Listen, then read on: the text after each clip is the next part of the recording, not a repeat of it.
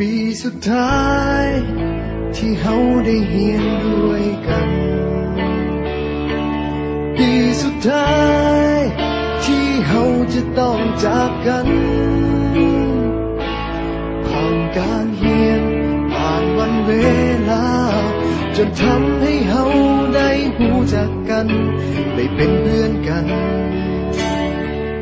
จนวันนี้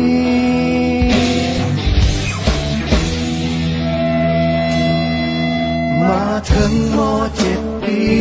นี้ก็เลยห้องเพลงนี้แทนใจก่อนที่เฮาจะจากไปห่างกันให้ทุกคนจดจำในใจฝากเพลงนี้ไว้ให้คิดถึงกันเมื่อต้องถึงวันที่จากไป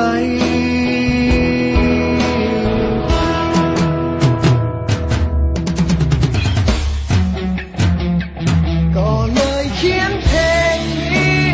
ขึ้นมาให้ทุกคนรู้ไว้ออกมาจากหัวใจของเพื่อนคนนี้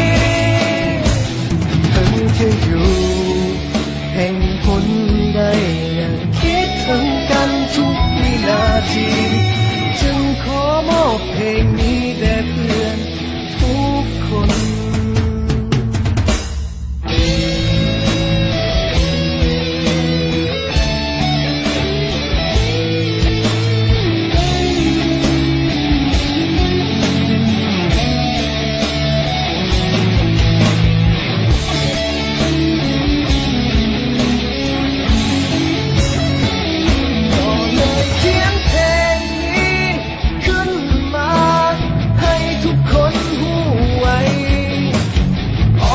จากหัวใจของเพื่อนคน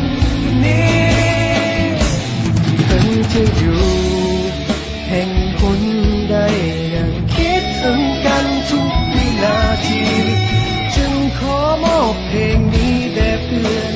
ทุกคนสุดท้ายนี้ที่บอกเอาไว้ถึงจะอย่างใด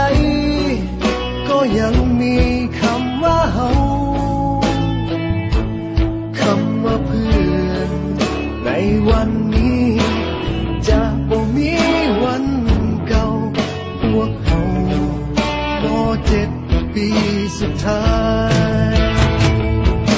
คำว่าเพื่อนในวันนี้จะบ่มีวันเก่าพวกเฮาม.7 ปีสุดท้ายพวกเฮาม.7 ปีสุดท้าย